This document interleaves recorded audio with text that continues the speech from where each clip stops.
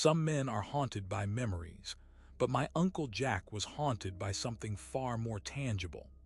It clung to the shadows of his old Victorian house, a presence as cold and certain as the grave, seeping from the very walls and settling in the dust that coated every surface. I felt it the moment I crossed the threshold, a shiver that had nothing to do with the dim, perpetual twilight inside. The air was thick and still, heavy with the scent of old books, gun oil, and something else, something faintly metallic and ancient, like rain on forgotten stone.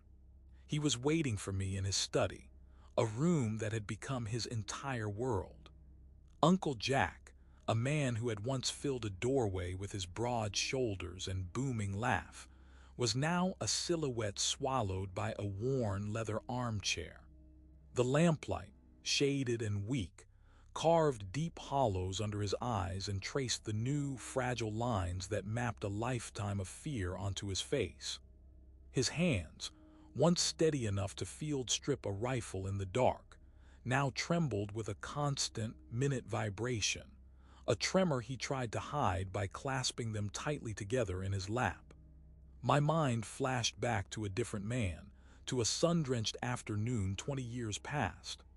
I saw him then, tossing a baseball with a careless, powerful grace, his laughter echoing in the summer air. He had been a giant in my small world, a hero returned from distant wars with stories that were more thrilling than frightening. That man was gone, replaced by this husk who jumped at the settling of the floorboards and whose gaze was forever darting toward the corners of the room, as if tracking a movement only he could see. The house itself seemed to conspire in his unease. Shadows in the hallway seemed to stretch and contract with a life of their own, and more than once I caught a flicker of darkness from the corner of my eye that vanished when I turned my head.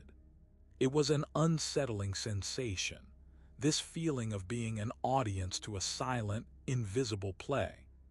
I tried to focus on the familiar details, the framed maps on the wall, the glassy-eyed stare of a mounted marlin, the ranks of military histories on the shelves, but my attention was always pulled back to the spaces between, to the deep gloom where the light refused to go. There was a pressure in the air, a watchfulness that made the skin on the back of my neck prickle. I knew the source of this change, or at least, I knew its name: the 1968 Amazon expedition. It was the ghost at this feast, the unspoken tragedy that had stolen the man I knew and returned this haunted stranger. He never spoke of it, not in all the years since his return. The mission was a locked box, and the key was buried deep within the jungles of his memory. But tonight, the box seemed to be rattling. The fear in his eyes was sharper, more immediate, as if the past were not just a memory but a tide rising around him, threatening to drown the present. And as I sat there, pretending not to notice the way his breath hitched at a sound from the attic, or the way his eyes widened at a shift in the pattern of shadows on the wall, I understood that I was not just visiting my uncle. I was stepping into the outer edges of a mystery, one that began with a mission into the heart of the green hell and ended here, in this dimly lit room, with a man forever listening for the footsteps of something that had followed him home. The amber liquid in the crystal tumblers seemed to hold its own faint light, a small, defiant sun against the encroaching gloom of the study. I had poured 2 generous fingers of whiskey, the ritual an offering and a shield. The clink of glass against glass was unnaturally loud in the tense silence. Jack's trembling hand closed around his drink, the tremor causing tiny ripples to dance across the surface of the whiskey.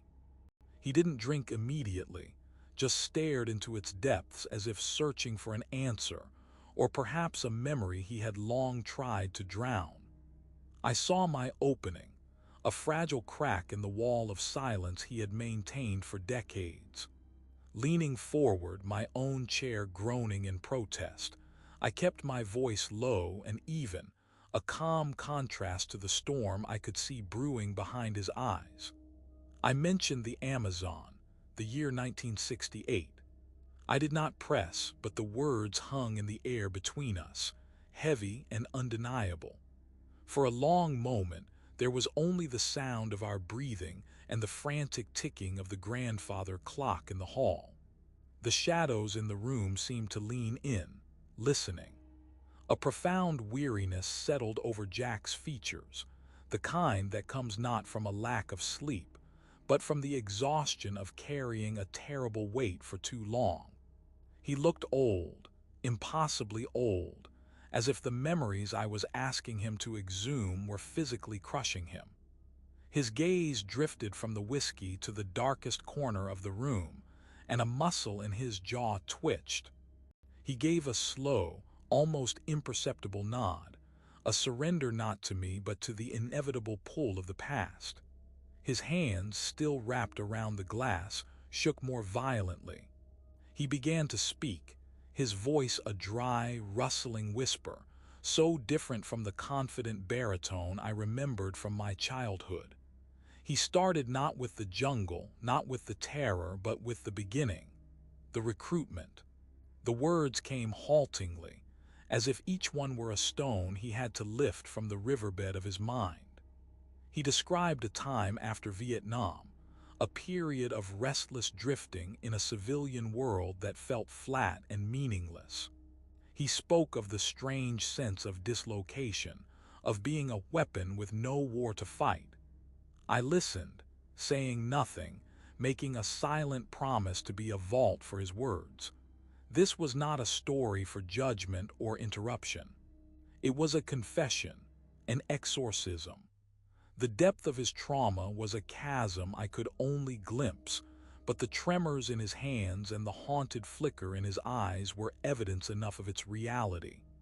He was entrusting me with the first thread of a narrative that had festered in the dark for 50 years, and I knew that to pull on it was to unravel the very fabric of his sanity.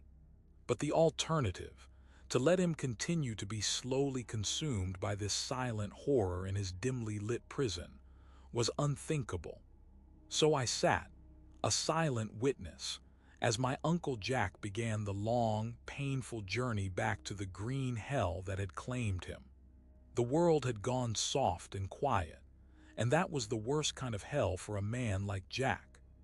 After the screaming chaos of Vietnam, the orderly hum of suburban America in 1968 was a sensory deprivation tank, a bland, beige silence that grated on his nerves. The sharp, immediate purpose of survival had been replaced by the mundane anxieties of a grocery list and a lawn that needed mowing. He felt like a ghost in his own life, his hands still itching for the familiar weight of a rifle, his ears straining for sounds that were no longer there. The thump of artillery, the rustle of the jungle, the adrenaline-pumping crack of gunfire. Instead, there was only the drone of a neighbor's lawnmower and the distant laughter of children, sounds that should have meant peace, but to him signaled a profound and unsettling boredom.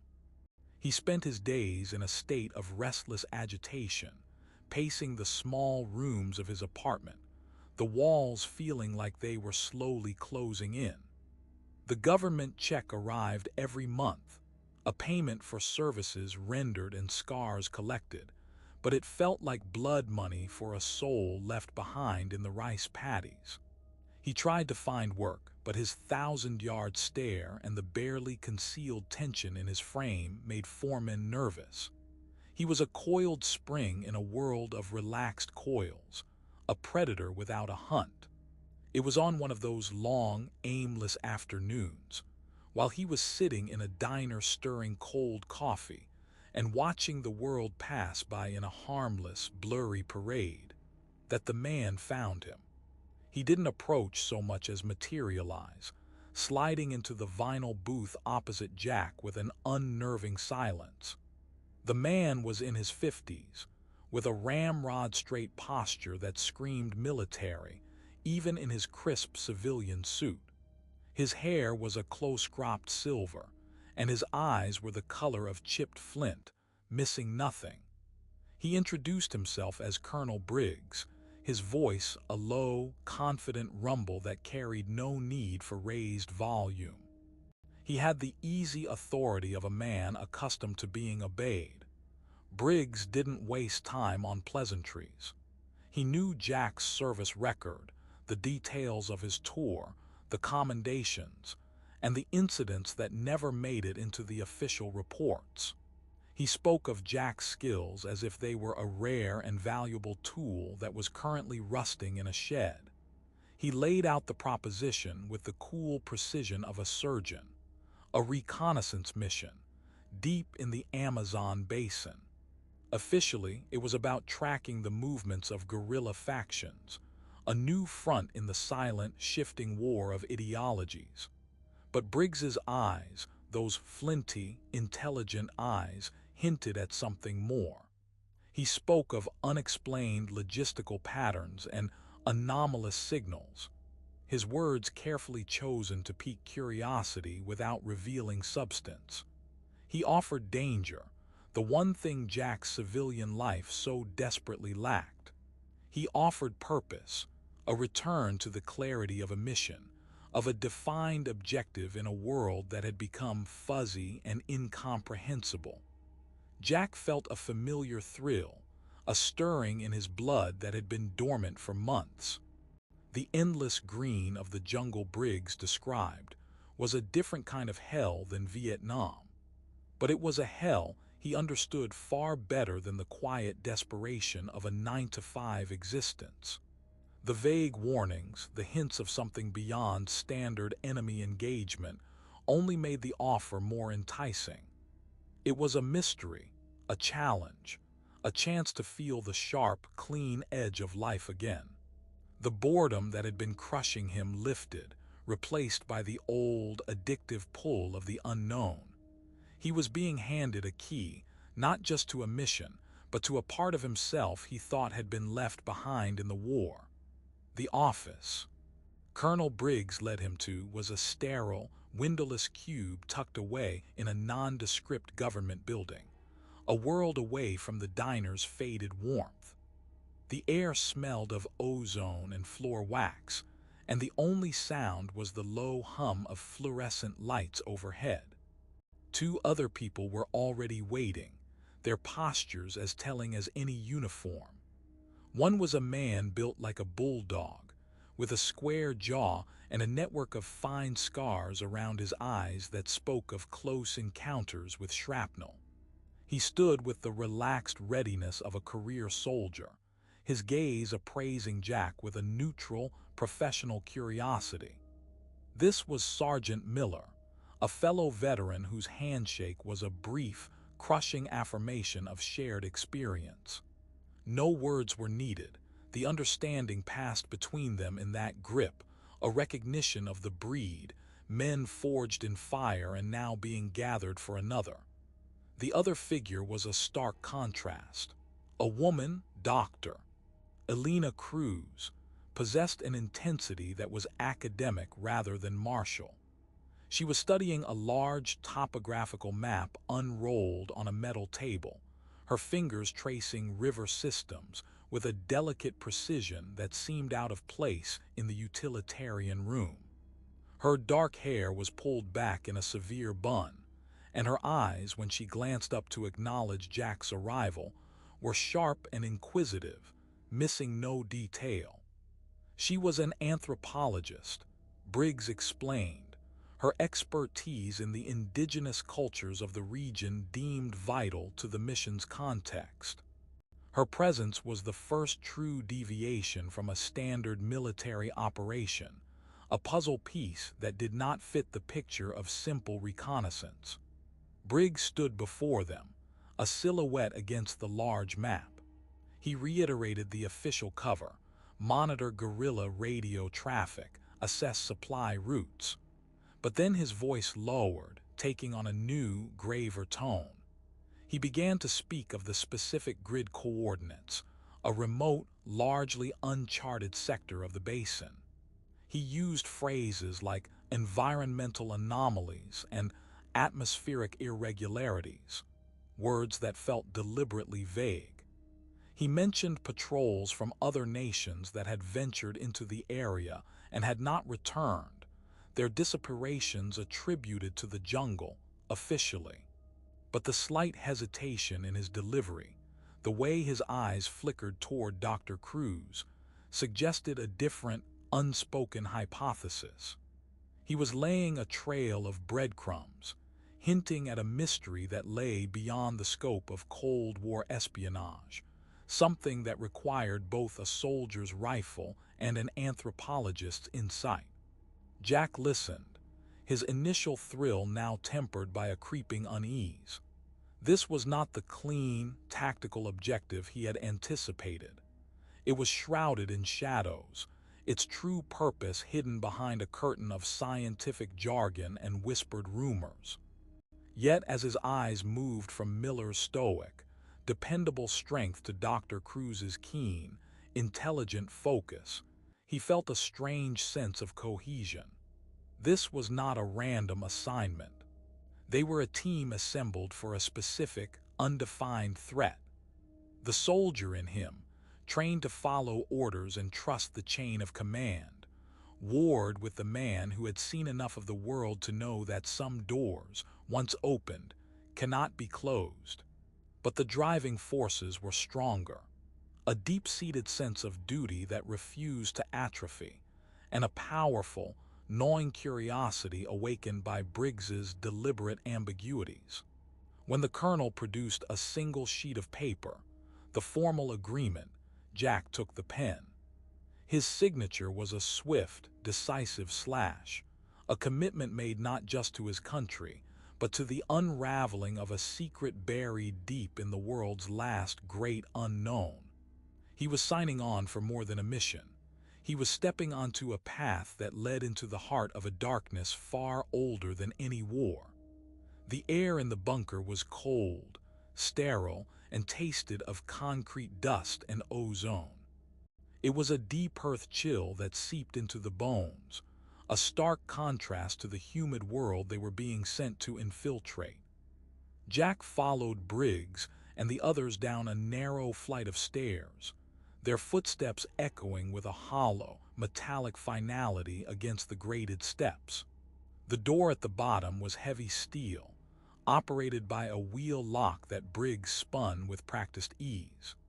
When it hissed open, it revealed a circular chamber illuminated by the sickly green glow of radar screens and a single, stark fluorescent light hanging over a central table.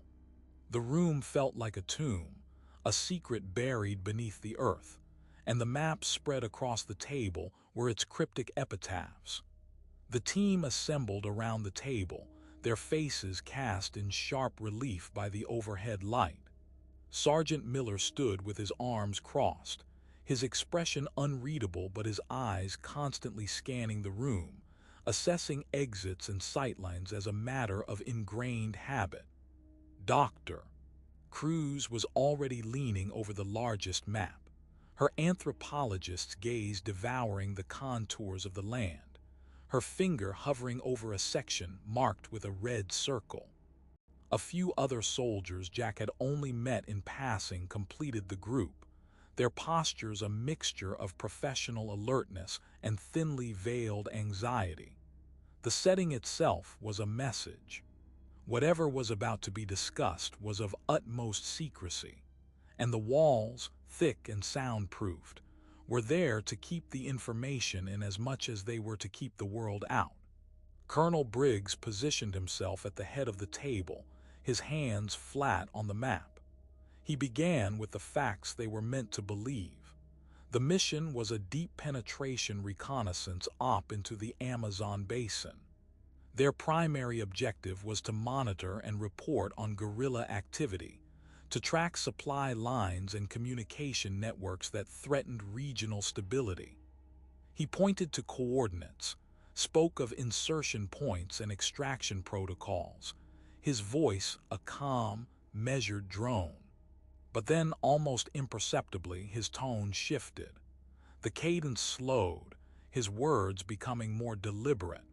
He mentioned that signals intelligence from the area was inconsistent, that there were reports, unconfirmed and highly classified, of phenomena that didn't align with standard guerrilla tactics.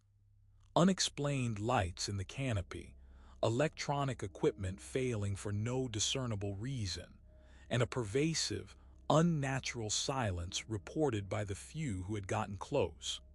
A tension bloomed in the room, thick and palpable.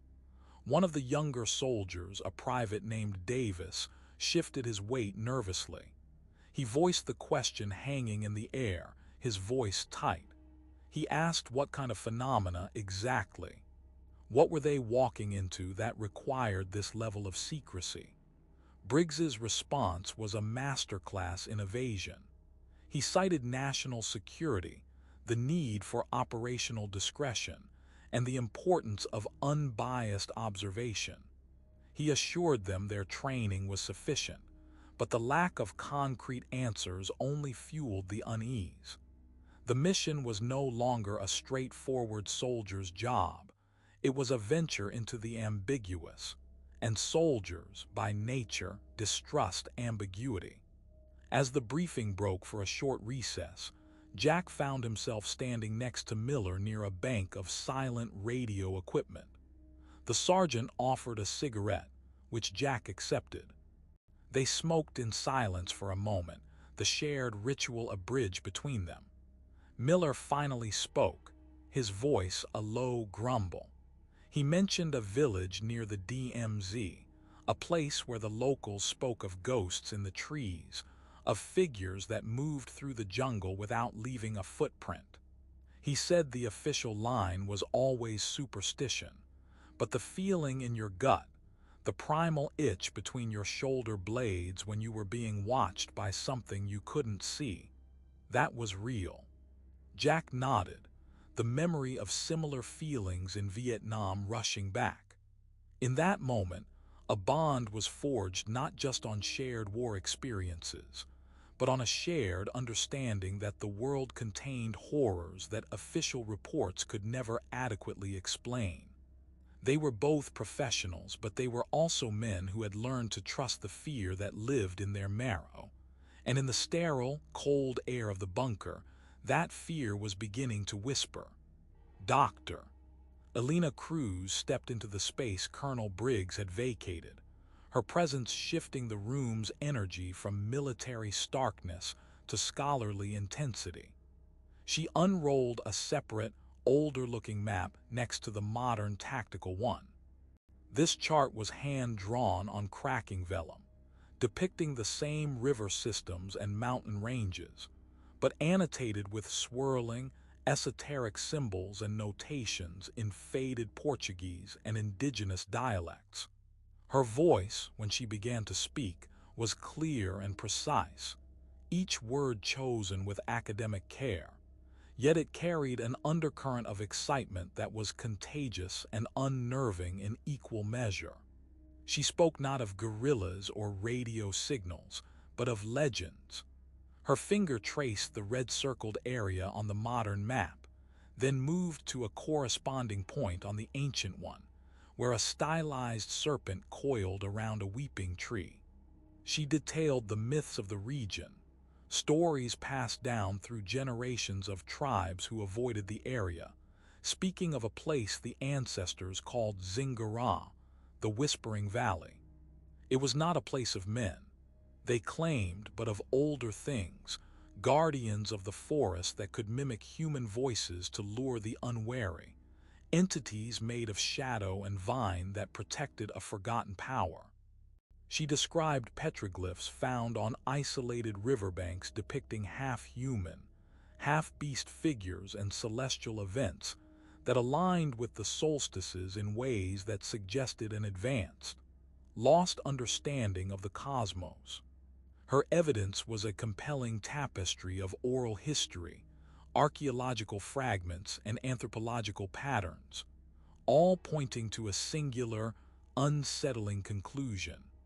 The anomaly Briggs had hinted at was not a technological or military secret, but something deeply woven into the very fabric of the land, something ancient and sentient.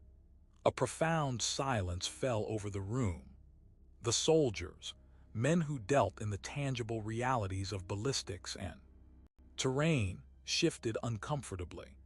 The green glow of the radar screens seemed to pulse in time with the sudden, frantic beating of their hearts. Private Davis looked pale, his earlier anxiety now magnified into something closer to dread. This was a language they did not understand, a threat for which there was no field manual. Colonel Briggs reasserted his presence, his voice cutting through the speculative murmurs like a knife. His flinty eyes swept over the team, and his expression was granite. He thanked Dr. Cruz for her cultural context, but his tone made it clear that her findings were to be considered background noise, not operational intelligence. His next words were a direct, uncompromising order. There would be no discussion of folklore, no speculation about the supernatural. Their mission was to observe guerrilla activity. Any unusual environmental factors were to be logged as such, environmental. He stressed the absolute necessity of operational security, implying that loose talk about legends would not be tolerated. It was a command designed to shackle their imaginations, to force their minds back into the familiar, comfortable box of soldiering. The unspoken message was clear. They were to ignore the chill running down their spines and focus on the enemy they could shoot. The tension broke as supply sergeants entered, wheeling in carts laden with gear. The conversation was forcibly terminated, replaced by the rustle of canvas and nylon. They were issued specialized equipment for jungle survival. High-frequency survival radios sealed in waterproof casings, machetes with blades blackened to avoid reflection, and compact medical kits containing potent antivenoms for snakes whose names Jack had never heard.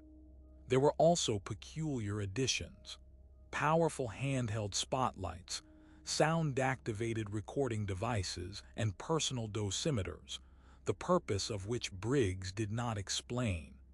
As Jack hefted the weight of a pack loaded with this strange amalgam of standard and esoteric gear, a cold foreboding settled in his gut.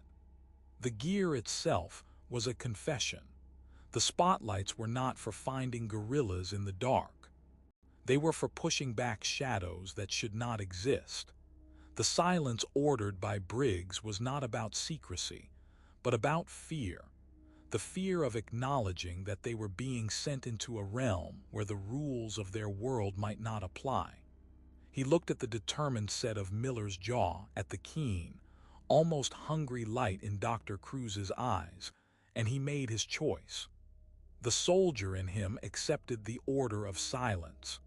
But the man, the one who had felt the unseen presence in Vietnam and now saw its outline in an anthropologist's map, committed to the mission for a darker, more personal reason: to see the truth of the Whispering Valley for himself, no matter the cost. The roar of the C-130's engines was a physical force, a constant, vibrating thunder that filled the cavernous cargo bay and made speech impossible. It was a sound Jack remembered well, the anthem of transition, of being carried from one world to another. Strapped into the red nylon webbing along the fuselage, he watched the Florida coastline recede through the small, thick porthole, the neat grids of suburbs and the glittering expanse of the Atlantic shrinking into abstraction, until there was only the endless blue of the ocean below and the solid floor of cloud above. They were suspended between worlds, hurtling toward a horizon that promised not sunshine, but a deep, impenetrable green. The flight was a liminal space, a tube of noise and artificial light cutting through the sky. Around him, the other members of the team were islands in the din.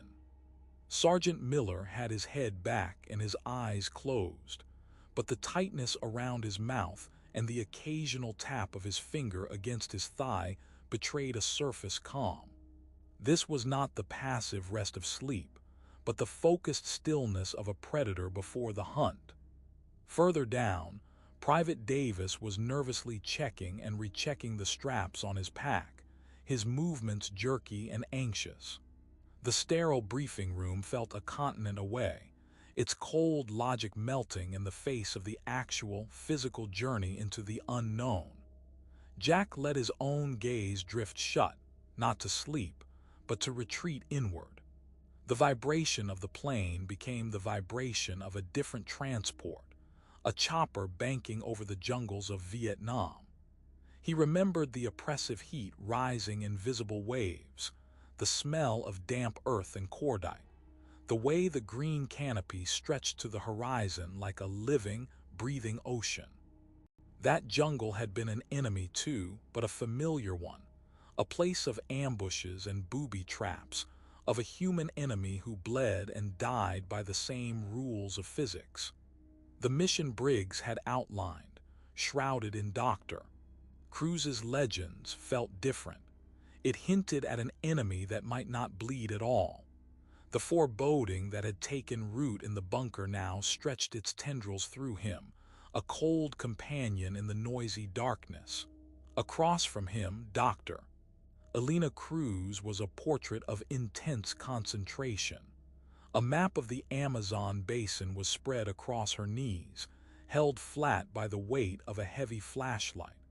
She was not just looking at it. She was absorbing it, her finger tracing the serpentine paths of tributaries with a reverent precision.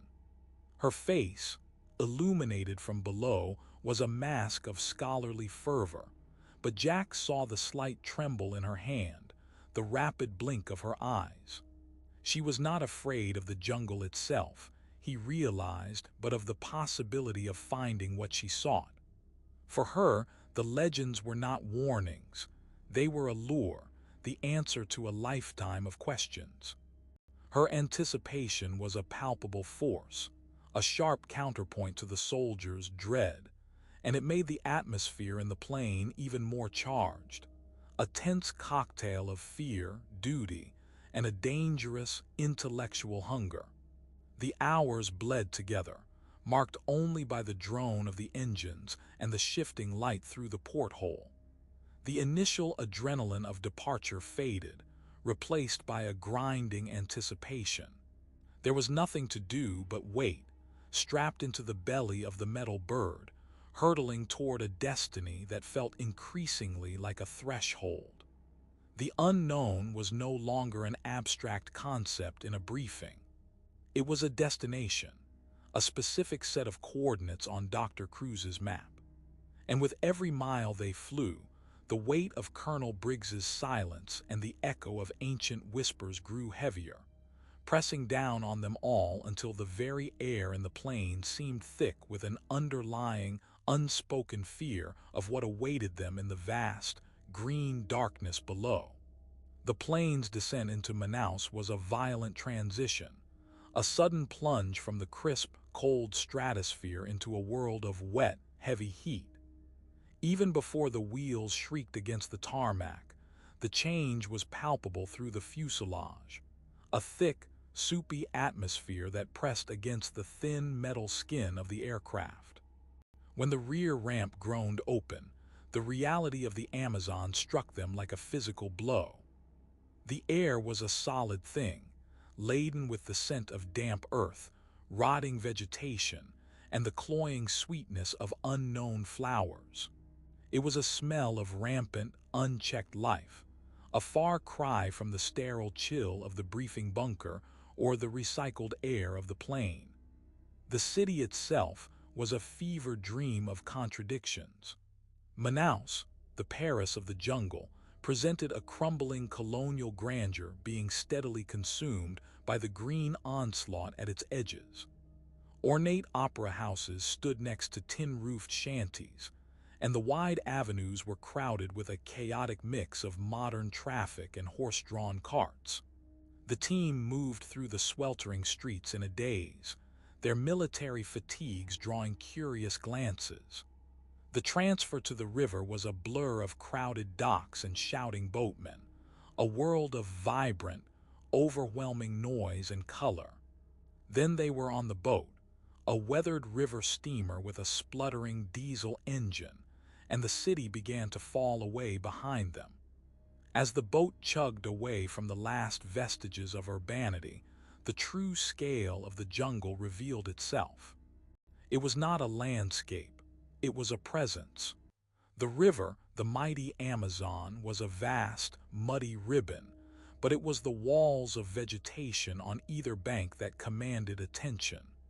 They rose like endless, impenetrable fortifications, a solid mass of green that stretched to the horizon and beyond, a living continent in itself. Towering emergent trees draped in lianas formed a canopy so dense it created a false twilight on the water, the sunlight filtering through in fractured green-gold shafts. The sheer, overwhelming biomass was humbling, a visceral reminder of their insignificance. This was a world that had existed for millennia, vast and ancient, and it did not care for their mission or their fears. For the first hour, the jungle was a cacophony, a screaming, chattering, buzzing symphony of life. Parrots exploded from the canopy in flashes of brilliant color, and the deep, guttural roars of howler monkeys echoed across the water like challenges from a primeval age. But then, at irregular intervals, the noise would cease. Not gradually, but abruptly, as if a switch had been thrown. The silence that fell was more unnerving than any sound. It was a thick, watchful quiet, broken only by the putter of their engine and the lap of water against the hull. During these silences, Jack would stand at the railing, his skin prickling. He felt the weight of countless unseen eyes from the dark, tangled shore. It was an unnatural void, a pocket of absolute stillness that felt less like an absence of life and more like the presence of something that commanded silence. Sergeant Miller stood beside him during one of these lulls, his own gaze scanning the green wall. He didn't need to speak. The grim set of his mouth said everything. This was not the silence of an empty place. It was the silence of a predator holding its breath. The journey upriver felt eternal, a slow penetration into the heart of an alien world.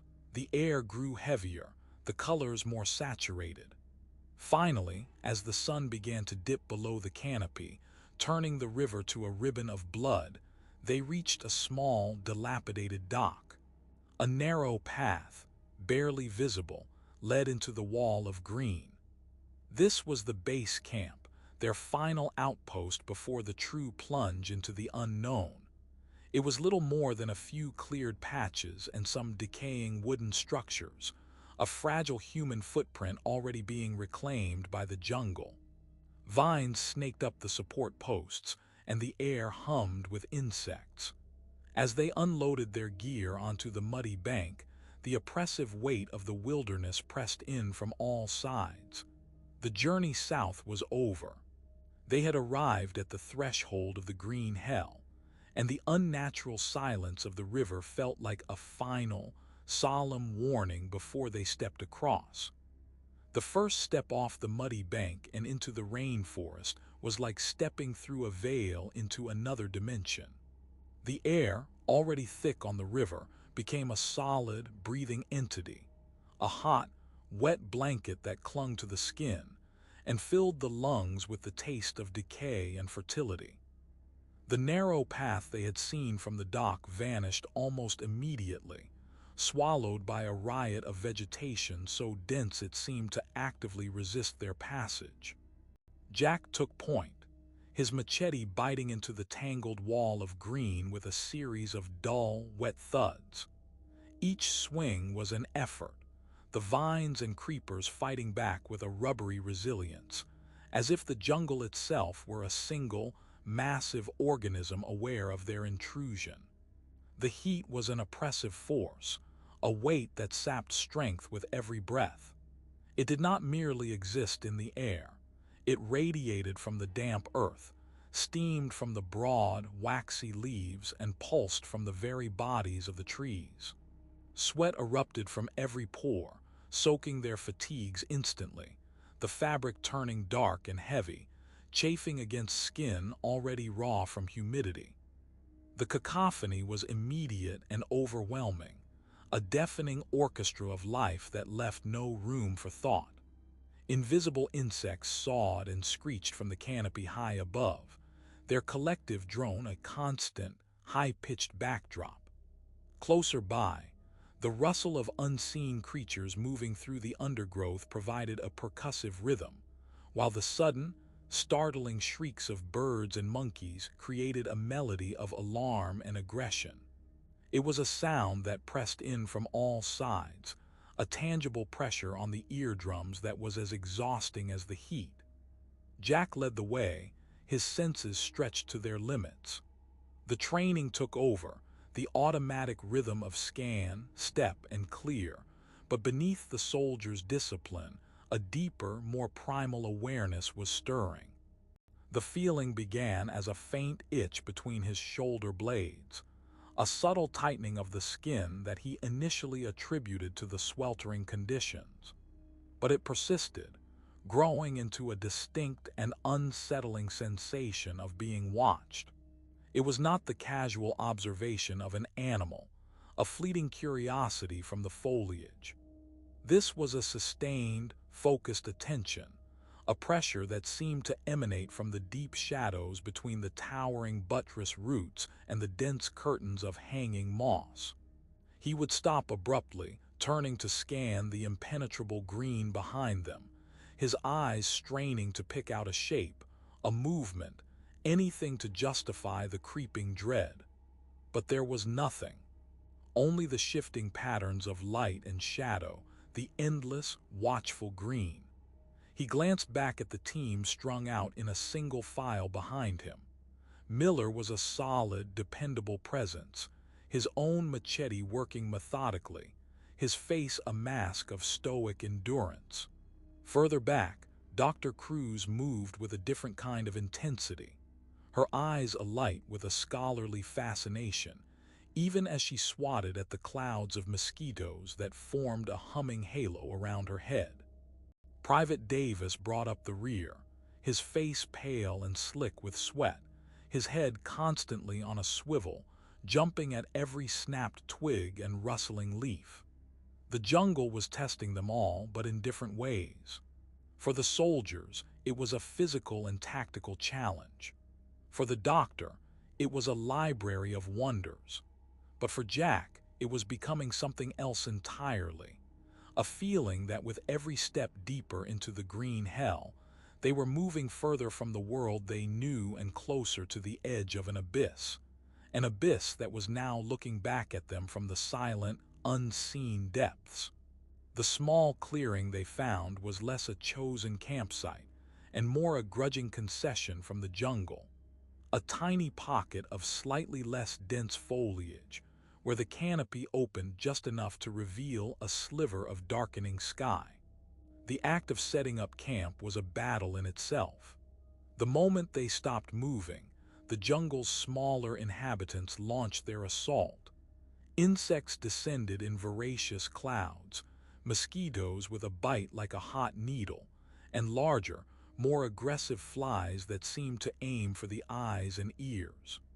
Their humming was a constant, maddening whine that layered over the forest's general din.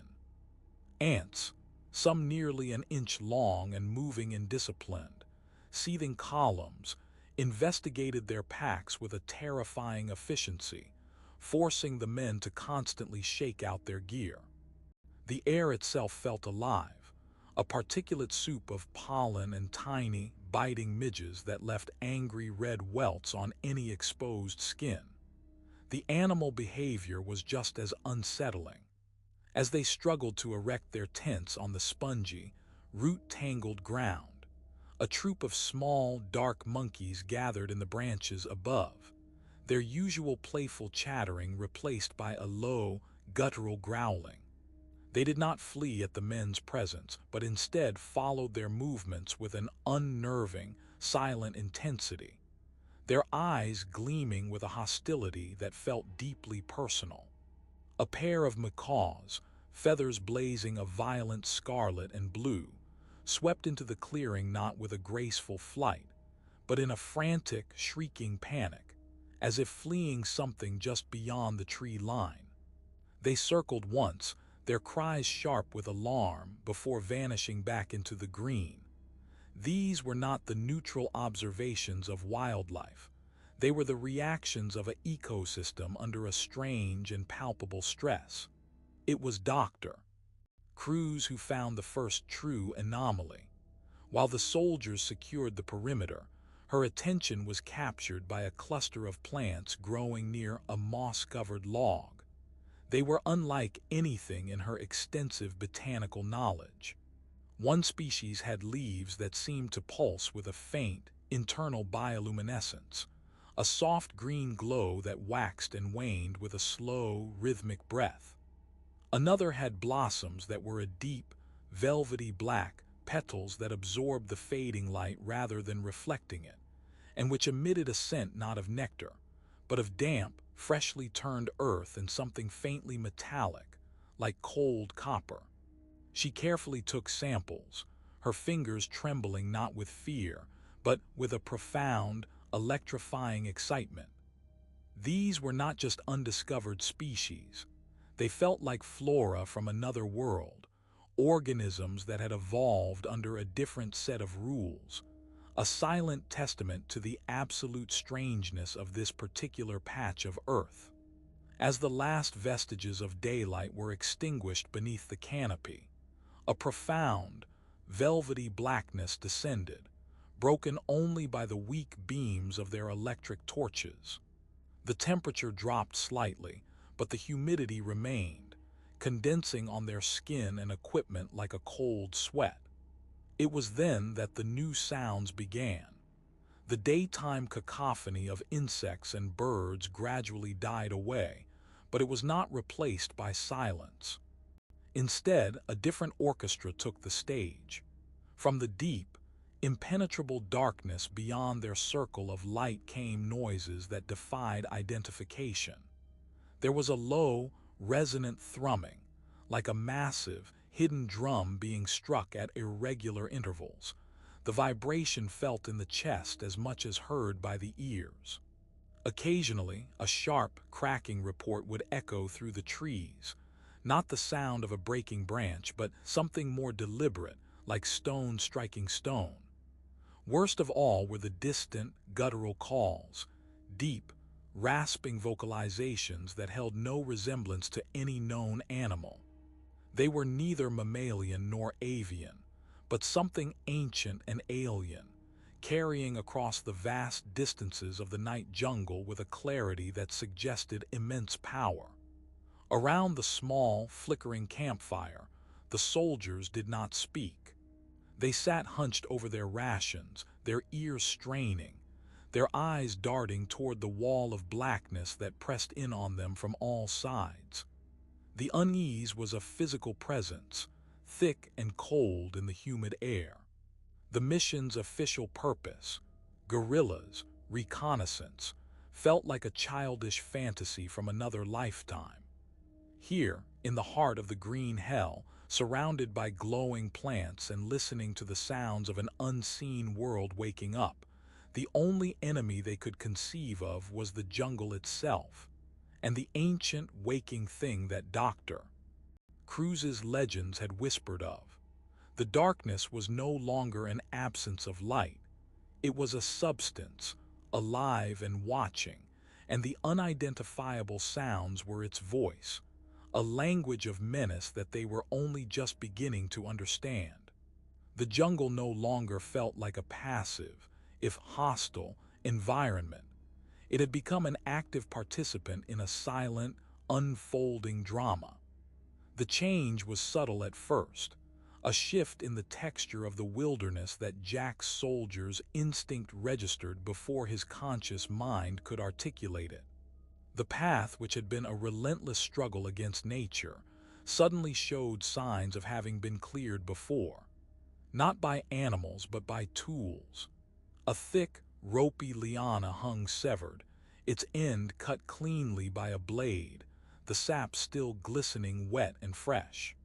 A few yards further on, a cluster of thorny branches had been hacked away and tossed carelessly to the side, the wood at the cuts pale and new. These were not ancient game trails worn by generations of tapirs or peccaries. These were recent, man-made incisions into the green flesh of the forest. Jack raised a clenched fist, bringing the single-file line to an immediate, silent halt. The oppressive hum of insects seemed to amplify in the sudden stillness. He pointed to the ground, where the soft, leaf-littered earth was scuffed with the unmistakable imprint of a boot heel, its tread pattern clear and modern. A little beyond it, nestled in the crook of a root, lay an empty tin can, its label faded but the metal inside still bright where it had been recently opened. The signs were undeniable, and they transformed the jungle from a realm of natural danger into a tactical battlefield. They were not alone. The guerrillas, the official reason for their mission, were not a phantom threat in a briefing room. They were here, somewhere in the tangled green maze, close enough to leave a still warm trail. Advancing now became a different kind of hell. Every step was measured, every footfall placed with painstaking care to avoid the snap of a twig. The cacophony of the jungle, once an overwhelming nuisance, became a terrifying asset and a liability. Its constant noise could mask their approach, but it could also mask the approach of others. Jack's senses strained, filtering the natural sounds from the potential artificial ones. The rhythmic thud of his machete was abandoned. Now they moved by twisting through narrow gaps, pushing aside leaves with glacial slowness. The heat was even more suffocating under the weight of such intense vigilance, sweat stinging their eyes as they scanned the dense foliage ahead for any flicker of movement, any unnatural color. Then they heard it, faint at first, woven into the fabric of insect drones and bird calls, but unmistakable. Voices. Human voices.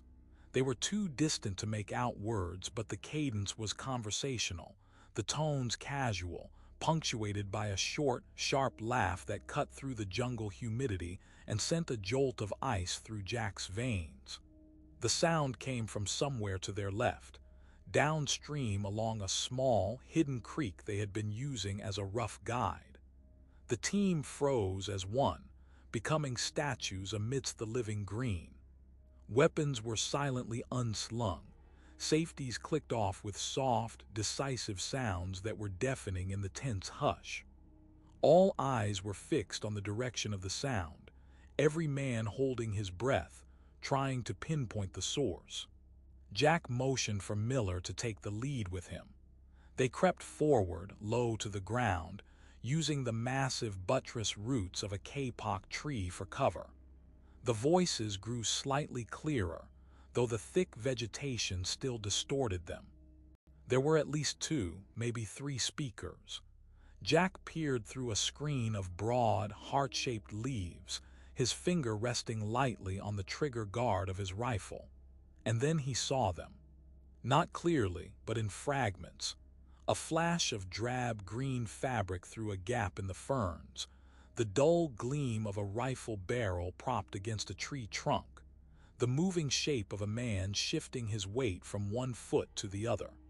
They were perhaps 50 yards away, gathered in a small, natural clearing by the creek bank, oblivious to the deadly audience lurking in the green shadows. It was a tense, frozen tableau. The enemy was no longer an abstract concept or a set of footprints. They were real, armed men. their presence confirming one layer of the mission's danger while doing nothing to dispel the deeper, more ancient fear that had taken root in the team's soul. The standoff had begun, not with a shot but with a silent, watchful stillness, as two groups of men, each believing they were the hunters, found themselves poised on the knife's edge between discovery and death. The standoff shattered not with a decision, but with a mistake.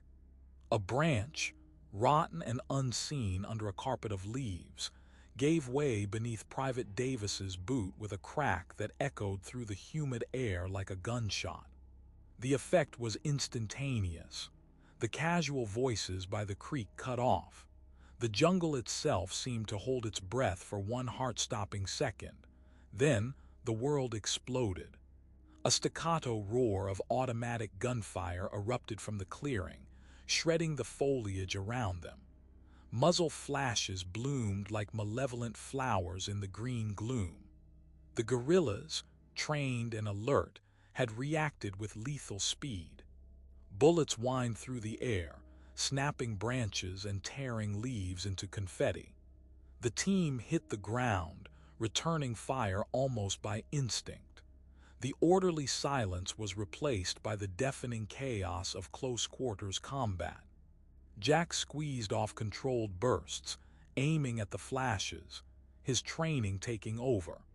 The sharp, acrid smell of cordite mixed with the rich scent of damp earth and torn vegetation, creating a perfume of violence. The firefight was a frantic, nightmarish blur fought in a tangled, vertical landscape. There was no clear line of sight, only glimpses of movement between trees. Men shouted, their voices tight with adrenaline and fear, but the words were lost in the overwhelming din. Jack saw Miller, a rock of stability, methodically changing positions, his shots precise and effective. Dr. Cruz was flat on the ground behind a massive root, her hands over her head, a civilian caught in a soldier's war. Then came a sharp, truncated cry from their right flank. Private Davis, who had been trying to find a better firing position, stumbled backward, clutching his thigh. A dark, spreading stain bloomed across his fatigues. The sight of Davis going down acted as a galvanizing shock. A cold, focused rage replaced the defensive panic in Jack. He laid down a furious covering fire, screaming for Miller to advance. The coordinated assault broke the guerrillas' position. The enemy fire slackened, then ceased altogether, replaced by the sounds of crashing retreat through the undergrowth. As suddenly as it had begun, the firefight was over. The jungle's normal sounds rushed back in, but now they felt mocking, a resumption of the indifferent symphony that had played through their violent interlude. Silence descended, heavy and thick with the aftermath. The air was hazy with gun smoke. Jack's ears rang. He moved first, his weapon still raised, scanning the now silent clearing for any sign of movement. It was empty save for the scars of the battle, torn up earth, splintered wood. The guerrillas had melted back into the green, leaving no bodies behind. The victory felt hollow, Pyrrhic. They had survived the ambush, but the cost was immediately apparent. Davis was on his back, his face a mask of pain and shock, his breathing coming in ragged gasps. The wound was a clean through and through, but it was bleeding profusely. The jungle, which had been a background threat, was now an immediate, active danger. A single wound, a vulnerability, transformed their mission entirely. They were no longer a cohesive, inviolable unit. They were injured prey in a vast, hungry arena.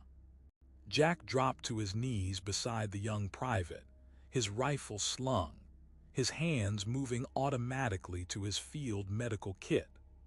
The well-rehearsed motions of applying a field dressing, tearing open the packaging, pressing the gauze to the seeping hole, wrapping the bandage tight, were a small island of order in the swirling chaos. As he worked, Jack's mind raced, the adrenaline ebbing to reveal a cold, hard understanding.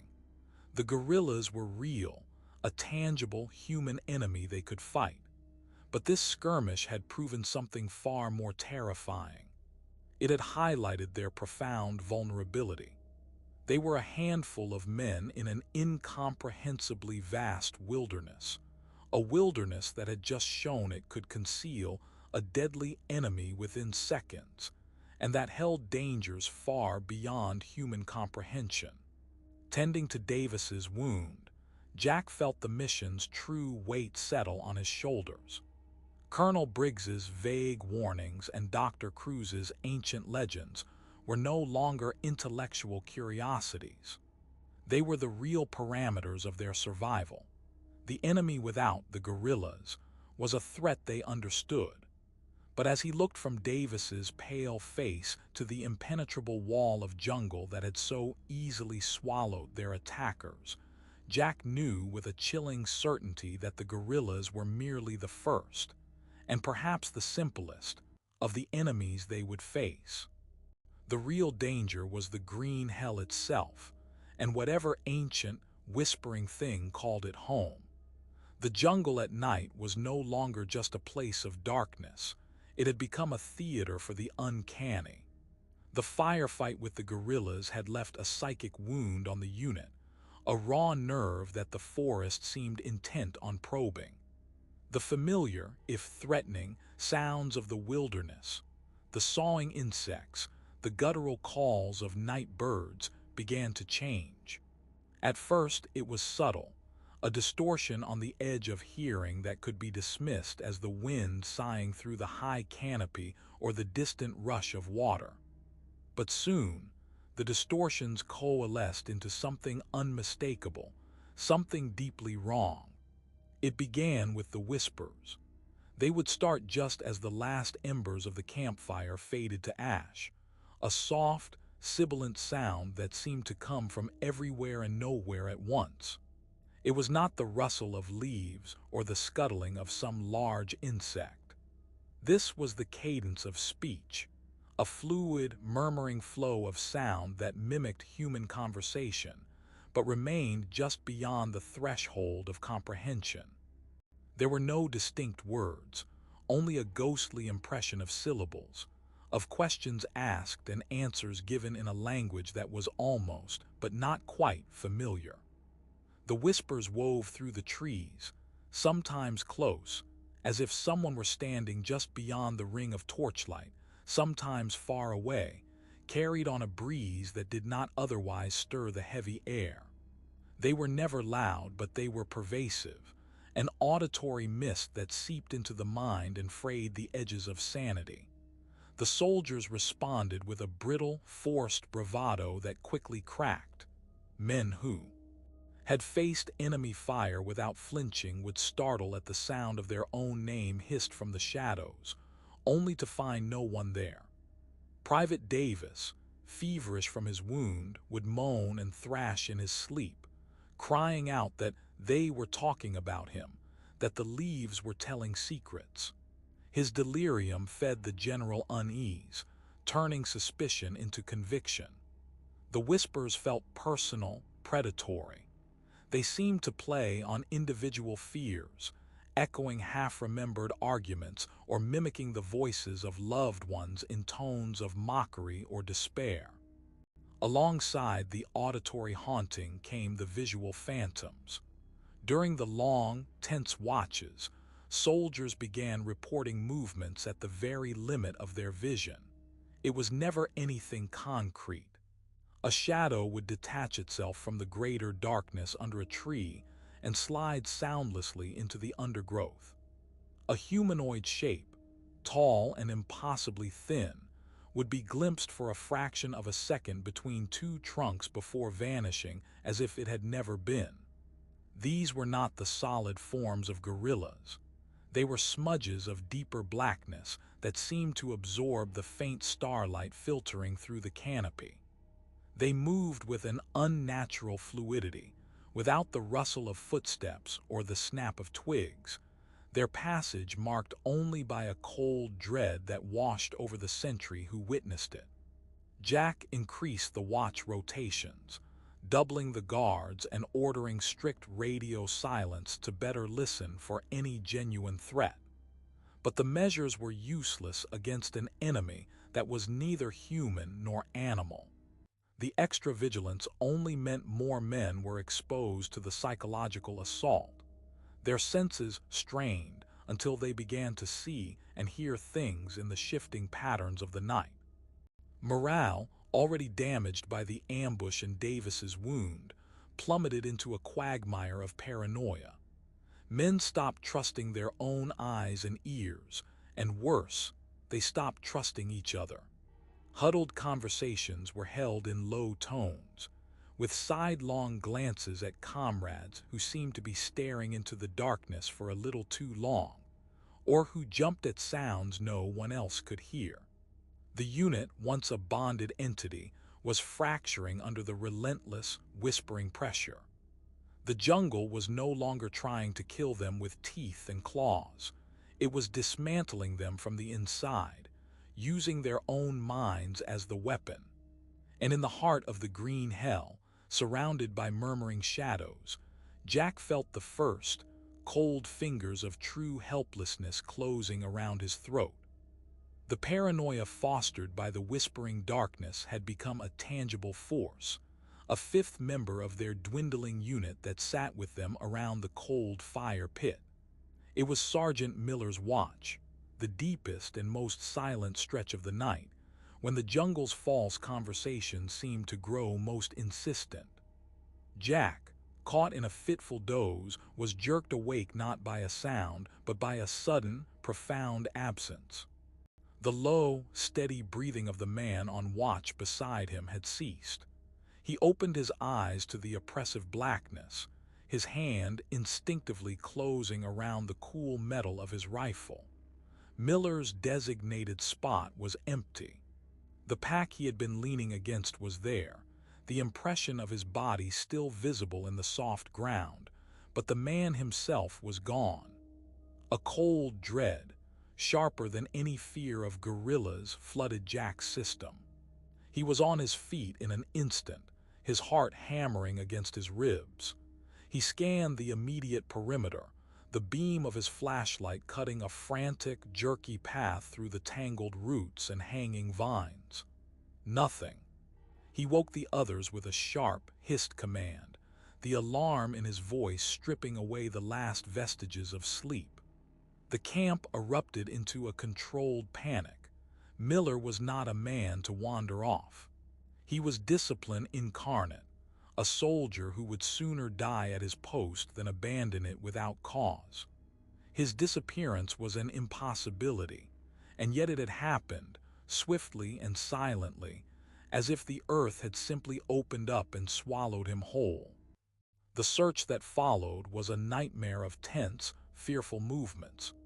They fanned out in pairs, their flashlight beams creating a cage of dancing light in the immense darkness, each beam seeming to make the surrounding blackness even more absolute. They called his name in hushed, urgent tones, but their voices were swallowed by the jungle, and the only answer was the relentless, mocking whisper of the leaves. They found no struggle, no boot prints leading away, no scrap of fabric caught on a thorn. It was as if he had been plucked from existence. The jungle, which had always been a physical adversary, now revealed a new, more terrifying aspect.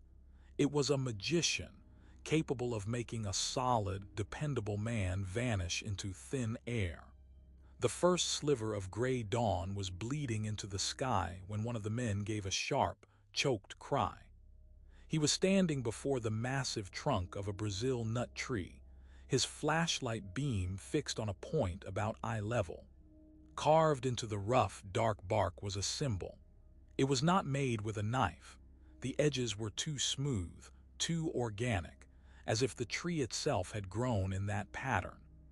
The symbol glowed with a faint, sickly green phosphorescence, a light that seemed to emanate from within the wood, pulsing with a slow, rhythmic beat that was entirely separate from the waking forest. It was a complex, interlocking design of spirals and sharp angles that hurt the eyes to look at for too long, suggesting a serpent coiled around a weeping eye. The air around the tree was several degrees colder, and a faint, coppery smell like old blood hung in the humid air. Dr. Cruz pushed her way to the front, her scholarly demeanor shattered, replaced by a pale, wide-eyed horror. She approached the symbol not with excitement, but with a reverent, trembling fear. She traced the air an inch from the glowing lines, her fingers shaking too violently to make contact. Her voice, when she finally spoke, was a bare whisper, yet it carried through the stunned silence of the men. She named it. It was a ward, a marker, from legends so old the tribes that once spoke of them were now dust. It was the sign of the guardians of Zingara, the forest spirit said to be woven from shadow and root. The symbol, she explained, her breath misting in the unnatural chill, was not a warning to stay away. It was a claim. It marked the place where a man had been taken, his essence absorbed by the ancient consciousness of the woods, his voice now added to the chorus of whispers that haunted the night. The fear that had been a nebulous cloud of paranoia now crystallized into a sharp, cutting certainty. They were not just lost in the jungle. They were prey, and their hunter was the forest itself, an ancient, intelligent malevolence that was now counting them down, one by one. Miller was gone, and the glowing scar on the tree trunk was not a clue to his fate. It was his epitaph. The jungle, which had been a relentless, suffocating press of green, suddenly fell away. It was not a gradual thinning, but an abrupt termination, as if an invisible line had been drawn across the forest floor. One moment they were hacking through a wall of thorny lianas, the next they stumbled into a vast, circular clearing, and the world changed. Sunlight, raw and unfiltered, poured down from a perfect circle of open sky, illuminating a space that felt less discovered and more unveiled. The air, still heavy with humidity, lost its cloying organic scent and took on a dry mineral tang, the smell of old stone and deep, undisturbed earth. The constant, maddening drone of insects ceased entirely, replaced by a profound, watchful silence that was more unnerving than any noise. The clearing was not natural. The ground was unnaturally level, paved in places with massive, fitted stones now cracked and heaved by the roots of ancient, gnarled trees that formed a silent, towering sentinel around the perimeter. But it was the center of the clearing that stole the breath and arrested the heart. Rising from the moss-covered flagstones was a ring of monoliths, each twice the height of a man, their surfaces worn smooth by centuries of rain and wind, yet still bearing the unmistakable marks of intelligent design. They were covered in carvings. Dr. Cruz let out a small, choked sound, part gasp, part sob of revelation. She rushed forward, her weariness and fear forgotten, her academic passion blazing like a fever. She moved from one stone to the next, her hands fluttering over the intricate glyphs, her fingers tracing the deep-cut lines as if reading a sacred text. The carvings were breathtaking in their complexity and chilling in their subject matter. Coiling around the stones were immense, stylized serpents, their scales rendered with meticulous detail. But these were no ordinary reptiles. They possessed disturbingly humanoid eyes and crowns of feathers or antlers, their mouths agape as if frozen in a silent, eternal shriek. Other panels depicted scenes of ritual. Stick-figure humans were shown in postures of supplication and terror, offering bound captives to the looming serpent deities. One particularly vivid tableau showed a priestly figure holding aloft a still-beating heart, while the serpent deity above him seemed to drink the flowing streams of blood that curled like vines down the side of the monolith.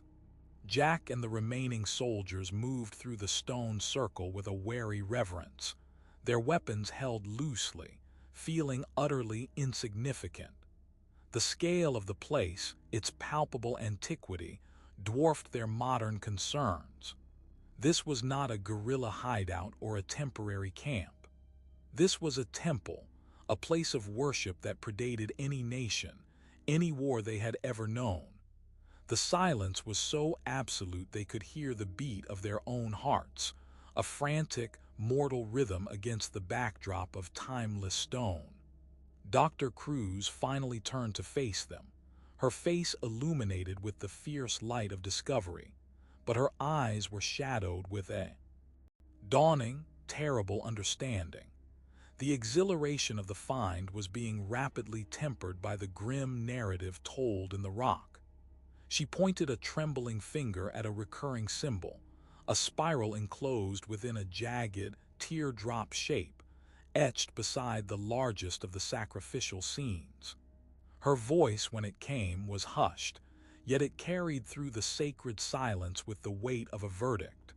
She explained that this was not merely a record of a lost civilization. It was a warning, a chronicle of appeasement. The people who built this place had not worshipped a benevolent God. They had feared a force, a presence they believed slept within the land itself, a malevolent consciousness they depicted as the serpent god. The sacrifices, the rituals, were not acts of devotion, but desperate attempts to keep it quiescent, to sate its hunger so it would not wake and consume the world.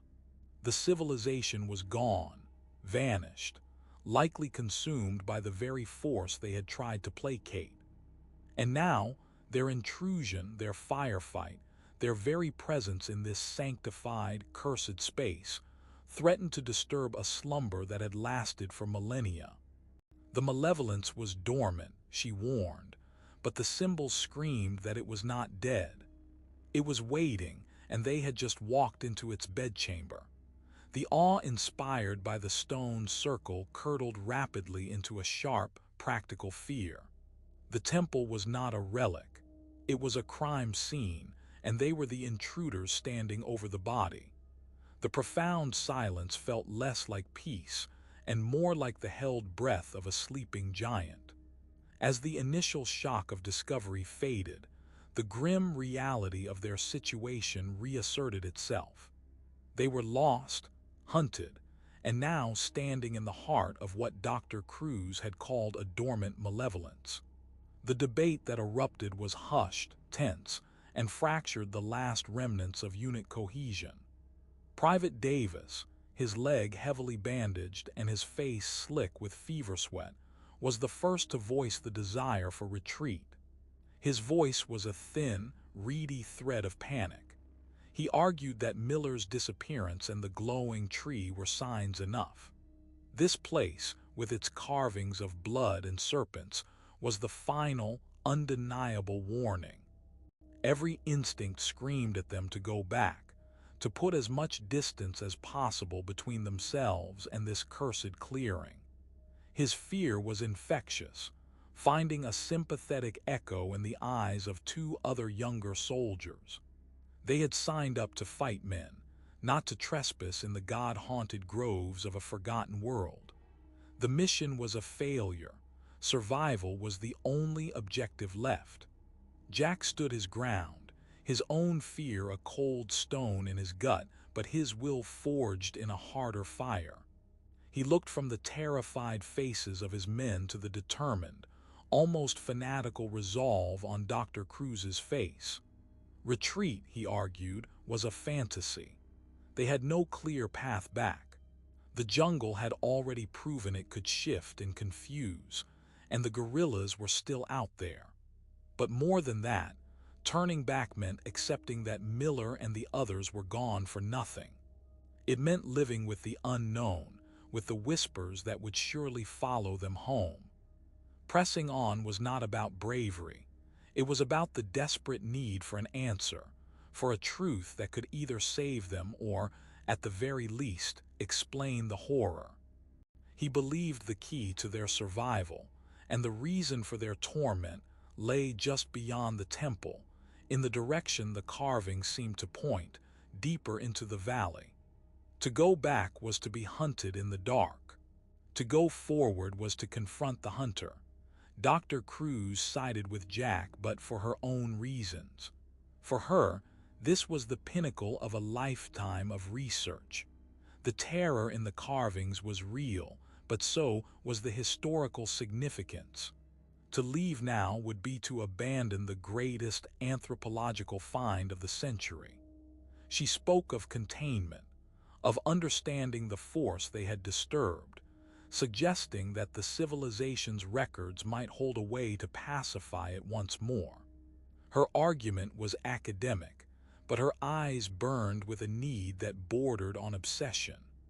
The team was split, a microcosm of the conflict between primal survival and the relentless pursuit of knowledge. The standoff was silent, communicated only through clenched jaws and wary glances, the oppressive weight of the monoliths pressing down on them all. The argument was left unresolved, a temporary, fragile truce forced by exhaustion and the need to set up a defensible camp before nightfall. They pitched their tents just within the ring of stones, a pathetic cluster of modern nylon against the ancient, weathered rock. As the sun dipped below the tree line, the clearing was plunged into a deep, velvety twilight, the monoliths becoming stark black silhouettes against the star-dusted sky. A nearly full moon rose, its cold blue light washing over the clearing, etching the carvings in silver and shadow. It was then that the terror truly began. Jack, taking the first watch, sat with his back against one of the smaller stones, his rifle across his knees. He tried to focus on the tree line, but his eyes were constantly drawn back to the serpentine forms carved beside him. In the moonlight, the stone seemed to breathe. The play of light and shadow across the grooves created an illusion of movement, a subtle shifting of scales. He blinked, attributing it to fatigue. But when he looked again, the carving had undeniably changed. The serpent's head, which had been facing forward, now appeared to be turned slightly, its blank stone eye seeming to fix directly on him. A cold dread, colder than the night air, seized him. A soft gasp from nearby confirmed he was not imagining it. Dr. Cruz was standing a few feet away, her hand clamped over her mouth, her wide eyes reflecting the moonlight as she stared at a different monolith. The scene of sacrifice was changing. The figure of the priest seemed to have lowered his arms, the offered heart now pointing toward their camp. The stone did not move, not in any way that could be rationally explained, but the shadows within the carved lines deepened and shifted, altering the perspective, rewriting the story before their eyes. It was a subtle, insidious magic, a slow, deliberate animation wrought by the moonlight. The stones were not mere records. They were alive, or rather, the intelligence that had inspired them was using them as a canvas, communicating its awareness, its awakening. The debate was over. There was no longer a choice between retreat and advance. They were trapped in a living nightmare, and the ancient signs on the stones were no longer a warning from the past. They were a proclamation from a present waking horror. The storm did not approach, it fell upon them. One moment the clearing was bathed in an eerie, preternatural stillness, the moonlit carvings holding their terrifying vigil. The next, a wind like the gasp of a dying giant roared through the upper canopy, tearing leaves from branches and hurling them through the air. The temperature plummeted, a cold front slamming into the humid jungle air with violent force. Lightning split the sky, not in distant forks but in blinding, instantaneous sheets that turned night into a stuttering, stark-white day, freezing the writhing trees in agonized poses. The thunder that followed was not a rumble but a physical concussion, a shockwave that slammed into the chest and vibrated through the stone monoliths themselves. Chaos erupted in the camp. Tents, poorly secured on the ancient flagstones, ripped free of their stakes and were sent tumbling like ghosts into the raging darkness. Men shouted, their voices tiny and shredded by the howling wind and the deafening cannonade of thunder. The orderly world of watches and perimeters dissolved into a frantic scramble for cover that did not exist. Rain came not in drops, but in a solid, horizontal deluge, a waterfall from the sky that stung exposed skin and reduced visibility to mere feet. The jungle, which had been a place of whispering subtlety, was now a screaming, elemental maelstrom. It was in the heart of this chaos that the shadows moved, not the passive, shifting darkness of the jungle night, but forms of concentrated blackness that the lightning flashes revealed for terrifying instants. They were tall and unnaturally thin, weaving through the crashing trees with a fluid grace that defied the hurricane-force winds. They did not run or walk. They flowed, their limbs elongated and indistinct, like smoke given a dreadful purpose. And in the centers of their shifting, formless heads, pairs of points of light ignited. They were not reflections. They glowed with a sickly, phosphorescent green, the same hue as the symbol on the tree that had claimed Miller. Those eyes fixed on the camp with a chilling, intelligent hunger. A scream tore through the storm, a sound of pure, unadulterated terror that cut through the thunder. It was Private Davis. One of the entities had flowed into the camp, a pillar of living shadow. It ignored the wild gunfire from a soldier who emptied his magazine into its center, the bullets passing through, with no more effect than stones thrown into a black pond. The shadow thing reached for Davis, who was trying to drag his wounded leg behind a stone.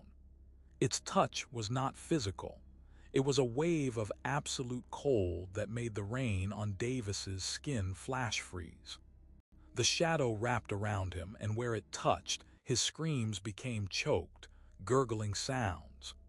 Then, with a speed that was blinding, the entity and the soldier were gone, pulled back into the raging darkness. Davis's final, fading shriek was swallowed by the storm, a life extinguished in a heartbeat. Contact! Open fire!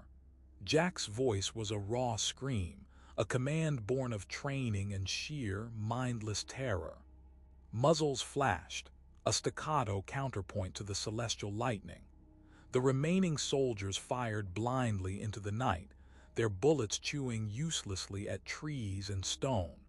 The shadowy figures with the glowing eyes moved through the barrage untouched, their forms rippling and reforming around the paths of the projectiles.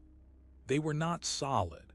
They were manifestations, concepts of predation given form, and against them, the tools of modern warfare were as effective as harsh language. The storm, the entities, the helplessness. It was an awakening, not of the jungle, but of the ancient malevolence the carvings had warned of. It was awake, it was hungry, and it had come to collect its due. The storm's fury and the entities' attack had shattered the unit into a collection of terrified individuals, each fighting a separate, hopeless battle against an enemy they could not harm. The initial, panicked volleys of gunfire had given way to a desperate, disorganized scramble for survival. Men were backing into one another, tripping over scattered gear, their world reduced to the jerking cone of their flashlight beams as they tried to track the flowing shadows that darted at the edges of the light. The green eyes would appear, floating in the darkness, then vanish only to reappear closer from a different angle, a silent, predatory taunt. Jack's training clawed its way through the blanket of terror. Screaming orders that were half lost in the wind and rain, he began to corral the survivors, his voice a lifeline of purpose in the madness. He grabbed a dazed soldier by the shoulder, shoving him toward the largest of the monoliths, its bulk offering the illusion of cover.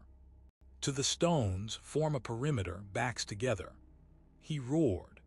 They stumbled into a rough, shrinking circle, their backs pressed against the cold, wet rock, their weapons pointed outward into the maelstrom. It was a pathetic defensive position, a last stand against an enemy that seemed to be the storm itself. The rain lashed their faces, and the wind screamed in triumph. Another soldier, a man named Reynolds, spun away from the circle with a choked cry as a tendril of shadow snaked out from behind a nearby tree, wrapping around his ankle. He was yanked off his feet and dragged screaming into the blackness before anyone could react. His flashlight beam cartwheeled wildly into the night, then was extinguished. "Doctor." Cruz was crouched within the fragile circle of men, but her mind was racing. Her eyes wide not just with fear, but with a horrific, dawning comprehension. She was shivering uncontrollably, her arms wrapped around herself, but she shouted to Jack over the gale, her words fragmented but clear. She wasn't talking about gorillas or animals. She was screaming about the legends, about the carvings. The entities were not random monsters. They were the guardians. The ancient force the civilization had feared. It was not a single beast, but a consciousness that could manifest protectors from the forest itself, from the shadows and the storm. Their intrusion, their violence, the spilled blood from the firefight, it had been an alarm bell, shaking the slumbering intelligence from its millennia-long rest. They weren't just being hunted. They were being purged, their presence seen as a contamination of a sacred, sleeping place. Her theory snapped into a moment of terrible clarity for Jack. Bullets were useless. But the entities, these manifestations of shadow, recoiled from the lightning, from the pure, white energy of the storm. They thrived in the darkness between the flashes. "Light," he bellowed, the idea forming even as he spoke. "We need more light." He fumbled with his pack, his fingers numb with cold and fear, and pulled out a cylindrical flare. He ripped the igniter cord, and with a sharp hiss and a wave of intense heat, a blinding crimson light erupted from his hand, painting the clearing in a hellish, pulsating glow. The effect was immediate and electrifying. The nearest shadow figure, which had been oozing toward their circle, recoiled as if scalded. The solid darkness of its form seemed to fray at the edges, its glowing green eyes dimming in the flare's intense radiance. A collective surge of desperate hope went through the men. They scrambled for their own flares, a symphony of hisses and pops adding new suns to the night, white, green, and red. They held the burning brands aloft, forming a jerking, unsteady ring of fire. For a precious few minutes they held the line. The wall of light pushed the entities back to the tree line, where they seethed and pooled like oil on water, their glowing eyes watching with a patient, hateful intelligence. The soldiers stood panting, their faces ghastly in the multicolored light, their weapons now secondary to the burning flares in their hands. It was a stalemate bought with chemical fire, but the flares were a finite resource. One by one, they began to sputter and die, their brilliant light fading to a dull ember before going out entirely. And as each point of light was extinguished, the circle of safety shrank, and the watching shadows crept closer. They were not retreating, they were waiting. The losses had mounted too high, Miller, Davis, Reynolds, and others swallowed by the night. They were down to a handful of men, their backs against an ancient stone, holding back the awakening dark with a handful of dying flames. The awakening was complete, and they were its first, feeble witnesses, their defiance as temporary as the light in their trembling hands. Flight was not a decision. It was an instinct, a primal scream in the blood that overrode all training and reason. The last flare died, its final ember hissing out in a puddle, and as the crushing darkness rushed back in, the glowing green eyes at the tree line surged forward. There was no time for a command. The few remaining survivors, Jack, Doctor, Cruz, and two other soldiers, broke from the relative shelter of the monoliths and plunged headlong into the jungle. They were not retreating, they were fleeing, a frantic, desperate scramble away from the clearing and the ancient horror they had unleashed. The storm had passed, leaving behind a dripping, steaming world, but a new, more intimate storm of pursuit had begun. The jungle, which had always been an adversary, now revealed itself as an active accomplice to the hunt. It was no longer a passive maze, but a malicious, sentient gauntlet. Vines that had once been mere obstacles now seemed to animate, snaking out to clutch at their ankles and snag their packs with a purposeful grip. Thorns ripped at their clothing and skin, not as a natural defense, but as if trying to hook and hold them fast for the pursuers. Paths that Jack could have sworn were clear moments before would simply vanish, swallowed by a sudden, impenetrable wall of foliage, forcing them to waste precious seconds hacking a new route. The very ground seemed to betray them, soft earth giving way to hidden sinkholes, and tangled roots rising up to trip their frantic steps. The forest itself had turned against them, its every element a weapon in the service of the entities that flowed silently behind. There was no sound of pursuit, no crashing through the undergrowth or guttural cries. The silence was the most terrifying part. It was a predatory silence, the quiet of a cat stalking a mouse. The only sounds were their own ragged breaths, the frantic thud of their hearts, the squelch of their boots in the mud, and the maddening rustle of the leaves that seemed to whisper just behind them. Jack led the way, his machete a blur of desperate motion, his mind stripped of everything but the need to put distance between them and the stone circle. He had no destination, only a direction, deeper, always deeper, away from the awakening. The rumored caves, a fragment of intel from Briggs's initial briefing about potential guerrilla hideouts, flashed in his mind. It was a thin hope, a shred of legend clinging to a military fact, but it was the only objective left. Shelter. A place to make a stand, or at least a place to die in the dark, away from the open, hungry air. He risked a glance over his shoulder. Dr. Cruz was just behind him, her face a mask of stark terror, her scholarly composure utterly gone, replaced by the raw survival instinct of a hunted animal. The two other soldiers, a corporal named Evans and a private whose name Jack couldn't recall, brought up the rear, their heads constantly swiveling, their rifles held ready but useless. Their eyes were wide with a fear that had moved beyond panic into a kind of numb, horrified acceptance. They were not soldiers on a mission anymore. They were prey, and the green hell was the hunting ground of something infinitely older and more cruel than any human enemy. The desperate retreat was a silent, gasping race against an unseen clock, every snapping twig and sighing branch a reminder that the hunters were close, patient, and tireless, herding them ever deeper into the heart of the darkness they had been sent to find. The frantic, gasping flight through the malevolent greenery had whittled them down to a final, fragile handful.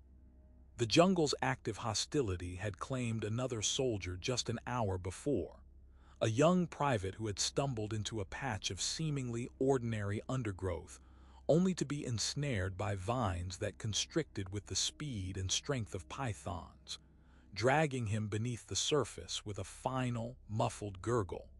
Now only four remained: Jack, Dr. Cruz, and two others, Corporal Evans and a lanky soldier named Finn. They moved like ghosts, their energy sapped, their senses frayed to raw nerve endings. The feeling of being herded was now a certainty. The paths that opened before them felt less discovered and more permitted, a deliberate funneling toward a predetermined end. The land began to rise in a series of steep, muddy inclines, the air growing cooler and carrying the faint, damp smell of stone. The oppressive canopy started to thin, allowing slivers of the gray, cloudy sky to penetrate the gloom.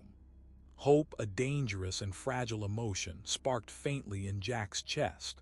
Then, through a final curtain of hanging moss and twisted roots, they saw it. The entrance to the caves was not a welcoming opening, but a jagged, dark mouth set into the base of a colossal limestone cliff, fringed with dripping ferns and looking like a wound in the earth. It exhaled a breath of cold, stagnant air that carried the unmistakable scent of age, of deep stone, and of old bones. They stumbled into the cavern's entrance, collapsing just inside the threshold, their bodies trembling with exhaustion and relief. The relative silence was immediate and profound, the jungle's whispering menace muted by thick rock. For a few precious moments, they simply lay on the cool, sandy floor, gulping in the stale air, their flashlight beams dancing erratically across the cavern walls. But the reprieve was short-lived. As their eyes adjusted, the nature of their sanctuary became horrifyingly clear. The walls of the entrance tunnel were not bare stone. They were covered, floor to ceiling, in carvings far more intricate and frenzied than those on the monoliths outside. These were not grand, ceremonial depictions. They were scenes of raw, screaming terror. Stick-figure humans were shown being torn apart by shadowy forms with glowing eyes, their mouths open in silent, eternal screams. Other carvings depicted the vine-like creatures that had taken the private, shown in grotesque detail as they absorbed their victims into a pulsing, vegetative mass.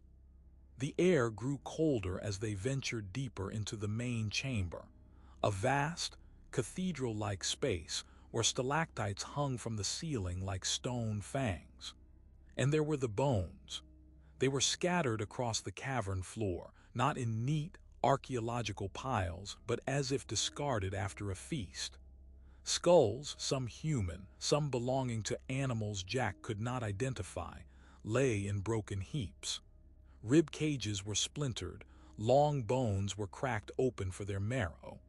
The sheer number was staggering, a ossuary that spanned centuries, perhaps millennia.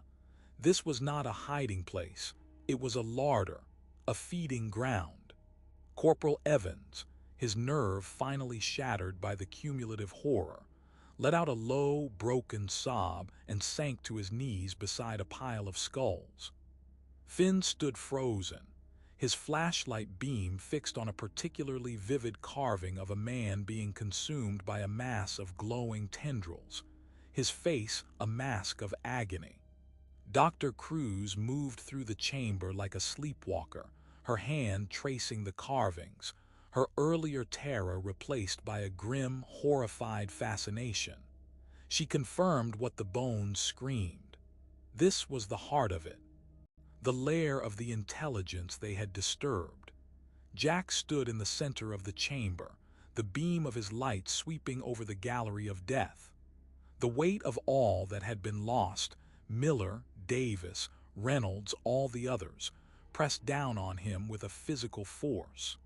He saw the truth now, not as a theory from Dr. Cruz or a vague warning from Briggs, but as a physical reality etched in stone and littered with bones.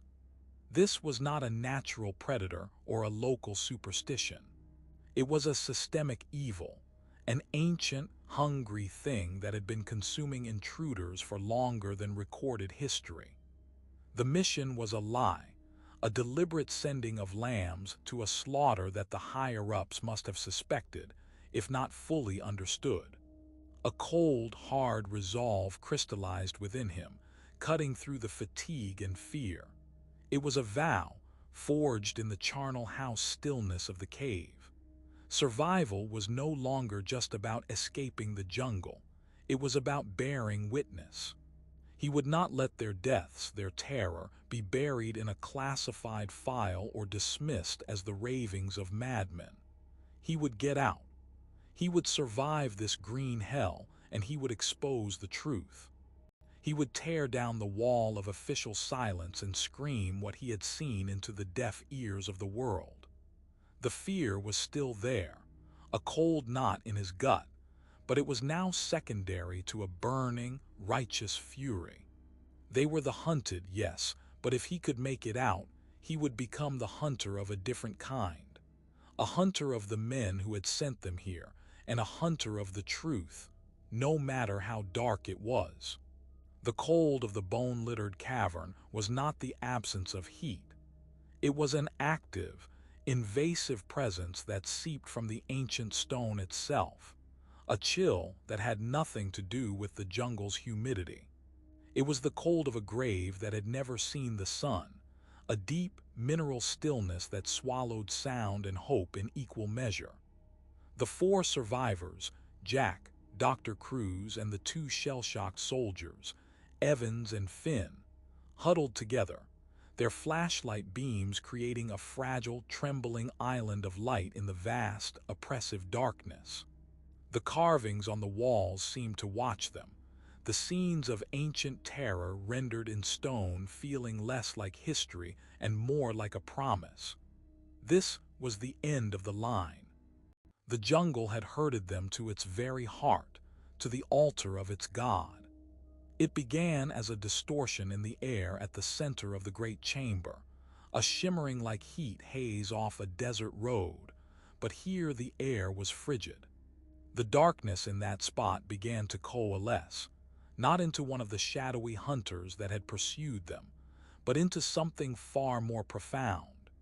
It drew substance from the very fear that radiated from the four living intruders, thickening like smoke, pulling strands of blackness from the deepest corners of the cave.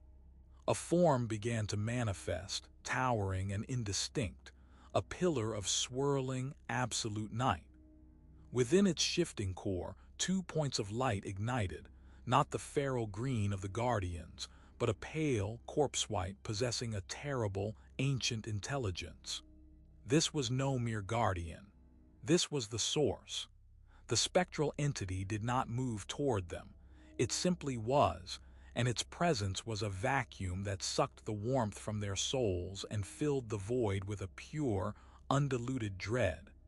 While Evans and Finn stood paralyzed, their weapons hanging uselessly at their sides, and Jack fought to keep his own terror from shattering his mind, Dr. Cruz was drawn to the walls. Her fear was momentarily eclipsed by a desperate, final surge of academic drive. This was the core of the mystery, the original text. Her flashlight beam danced over a complex panel of glyphs near the entity, her eyes, wide with horror and fascination, deciphering the story they told. The symbols spoke of binding, of containment. They described a ritual not of worship, but of imprisonment. The civilization had not awakened this force. They had discovered it, and in a desperate act of survival, they had woven a prison of symbols and willpower, trapping the entity in this chamber, using the jungle itself as its warden. Their sacrifices had not been to appease a god, but to reinforce the bars of a cage. The firefight, the spilled blood, their violent intrusion, it had been like striking a hammer against ancient, rusted locks. She stumbled back to Jack, her face as pale as the cave lichen, grabbing his arm with a grip of iron. Her words were a frantic, hissed whisper. She told him what she had read. The entity was a parasite on emotion, on fear itself. It fed on it, grew stronger from it. Their terror was its sustenance and its weapon.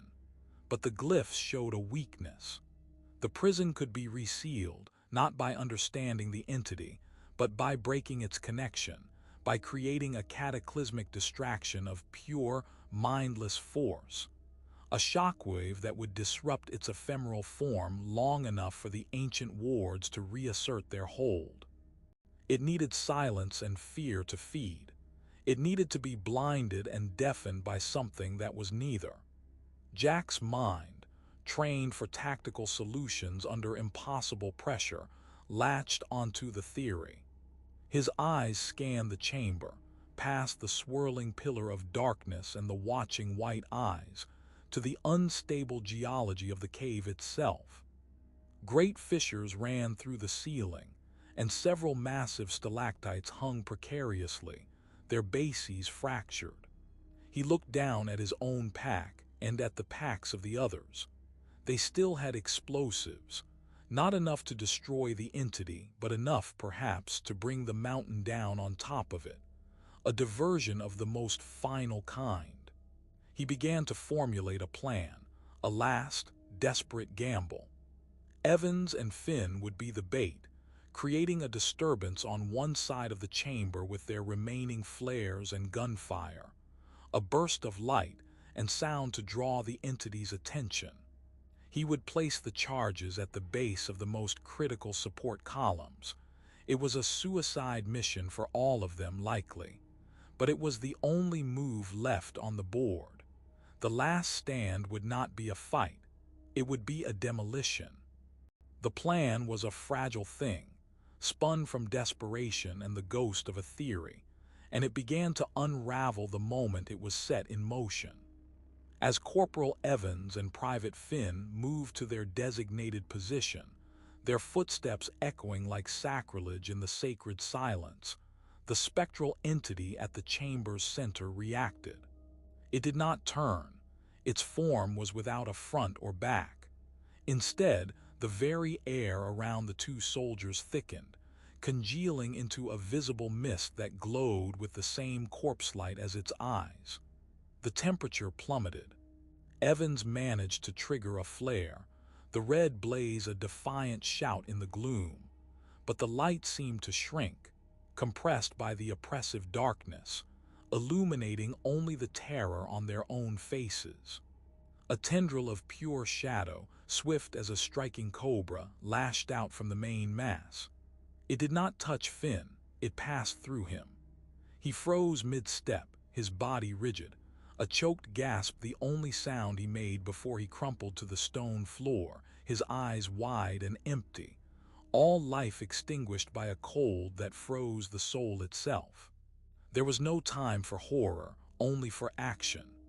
Jack was already moving, his body operating on pure instinct. He sprinted not away from the entity, but parallel to it, keeping to the deeper shadows along the cavern wall. The charges in his pack felt impossibly heavy. He could feel the entity's awareness shift, a pressure like a physical weight settling on his mind, a psychic lure trying to hook his fear and pull him into a paralyzing stupor. He focused on the cold, mechanical steps. Arm the charge, place it at the base of the fissured column, move to the next. His world narrowed to the rough texture of the limestone, the click of the timer switches, the frantic hammering of his own heart. Doctor. Cruz, seeing Finn fall, did not scream. She let out a low, guttural cry of defiance and began shouting, not words but a stream of sound. A chaotic, nonsensical litany meant as a distraction, a human noise to clash against the entity's silent, predatory focus. He placed the last charge. The entity, now fully aware of the threat, began to flow toward him, its movement silent and inexorable, a tide of night that swallowed the light from his flashlight. The pale eyes fixed on him and a wave of debilitating dread washed over him, promising an end to all struggle, a sweet, cold oblivion. It was a seductive lie. Jack gritted his teeth, the image of Miller's empty spot by the fire, of Davis's terrified face, flashing behind his eyes. He triggered the detonator. The world dissolved into sound and fury. The concussion was a physical fist that slammed him backward off his feet.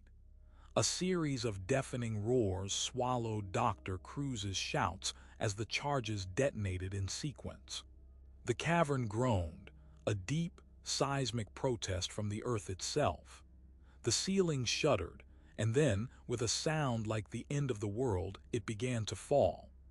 Massive slabs of rock and dagger-like stalactites plunged downward, crashing onto the swirling form of the entity. The pale eyes winked out, not in defeat, but in a shriek of rage that was not a sound but a vibration felt in the teeth and bones.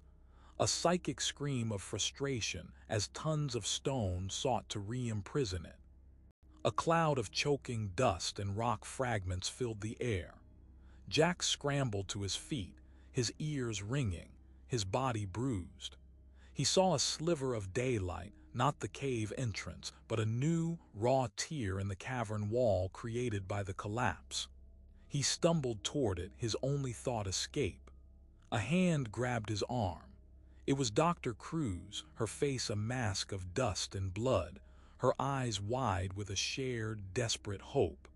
Together they half ran, half crawled through the jagged opening, coughing and stumbling into the blinding, relative brightness of the jungle. They had not gone more than 20 yards when Dr. Cruz cried out and fell. Jack turned. A shard of limestone, sharp as a spear, was embedded deep in her side, likely thrown by the final explosion. He knelt beside her, his hands hovering uselessly over the wound. The blood was dark and shockingly copious, soaking through her torn shirt. Her breathing was already becoming shallow, ragged. She looked up at him, not with fear, but with a strange, exhausted clarity. She tried to speak, her lips moving, but only a faint whisper emerged, a single word that might have been proof. Then her eyes lost their focus, staring past him at the canopy above. A final, soft sigh escaped her lips, and she was gone. Jack stood alone. The jungle around him was utterly, profoundly silent. The constant hum of insects, the distant calls of birds, the whispering leaves, all of it had ceased. It was a silence unlike any he had ever experienced, a void so complete it felt like a physical pressure on the eardrums. The air itself seemed to hang motionless, the very light stagnant. He looked back at the collapsed cave mouth, a tomb of stone and darkness. The silence was not peaceful. It was the silence of a held breath, of a world waiting. But the oppressive sense of being watched, the creeping dread that had been their constant companion, was gone. The entity, for now, was contained. The jungle, having witnessed the climax, had fallen into a stunned, unnatural quiet. He was the only one left to hear it. The silence that followed the cave's collapse was not the quiet of peace, but the hollow, ringing stillness that follows in cataclysm. Jack stood over Dr. Cruz's body, the only sound the frantic thudding of his own heart and the slow drip of water from the leaves. The jungle, for the first time since their arrival, was utterly mute. No insects sawed, no birds called, no leaves whispered. It was a void, a profound absence that felt more threatening than any noise. It was the silence of a predator holding its breath, or of a world shocked into stillness by an unthinkable act. He was alone, truly, completely alone. Evans, Finn, Cruz, all gone, swallowed by the green hell or buried under tons of stone. He was the sole survivor of a nightmare that had consumed an entire unit. He did not bury her. The earth itself felt contaminated, and he lacked the strength, both physical and spiritual, for the task. Instead, He covered her body with a layer of broad ferns and broken branches, a pathetic shroud against the elements. It was a gesture of futility, but it was all he could manage. Then, driven by an instinct deeper than thought, he began to walk. He had no compass, no map, only the desperate animal need to move away from the cavern, from the entity's prison, from the gallery of bones. He moved like an automaton, his body functioning on a reserve of energy he didn't know he possessed, his mind a numb, blank slate scoured clean by terror. How long he walked, he could never later recall. Time lost all meaning. It could have been hours or days. He existed in a fugue state, a waking dream where the green walls of the jungle blurred into an endless, monotonous tunnel. He drank from muddy streams when the thirst became unbearable, his stomach too knotted with trauma to consider food. He slept in fitful, terrified bursts, curled in the hollows of roots, jerking awake at every sound, only to be met by the same unnerving silence. The jungle remained quiet, but the watchfulness was gone. It was as if the land itself had been drained, its malevolent intelligence temporarily subdued. He was found by a patrol of Brazilian soldiers on a routine sweep near a remote river tributary. They later told him he had stumbled into their camp, a skeletal figure clad in tattered, blood-stained rags, his eyes wild and vacant, muttering incoherently about shadows and stones. He offered no resistance when they seized him, his body simply giving out. He awoke in a sterile, white room on a military base, an IV in his arm, the hum of air conditioning a bizarre and alien sound. The debriefing was a surreal pantomime. Men in crisp uniforms sat across from him, their faces carefully neutral as he tried to piece together the story. He spoke of the guerrillas, the firefight, the whispers. But when he reached the clearing, the monoliths, the cave, his words faltered. The faces of the officers hardened. They exchanged glances. They were not interested in legends. The mission was classified, top secret. The words were delivered not as an explanation, but as an order. A non-disclosure agreement was placed before him, a document thicker than any he had ever seen. He was told, in no uncertain terms, that the official record would state the unit was lost due to enemy engagement and adverse environmental conditions. Any deviation from this story would be treated as a breach of national security, with consequences he did not need to have spelled out. They were not debriefing him, they were sanitizing him. They were carving out the heart of his experience and replacing it with a clean, palatable lie. He signed the paper. His signature was a shaky, unrecognizable scrawl. The man who had gone into the jungle would not be coming out. The journey home was a passage through a world that no longer felt real. The hum of the aircraft, the orderly bustle of airports, the clean, straight lines of civilization. It all seemed like a flimsy stage set, a desperate fiction built over a howling abyss. He was met by a quiet, efficient man from the Department of Defense who handed him his duffel bag and a plane ticket home, his eyes avoiding Jack's as if he were carrying a contagion. When Jack finally stood on the porch of his own quiet house, key in hand, he felt like a ghost visiting a life that had belonged to someone else.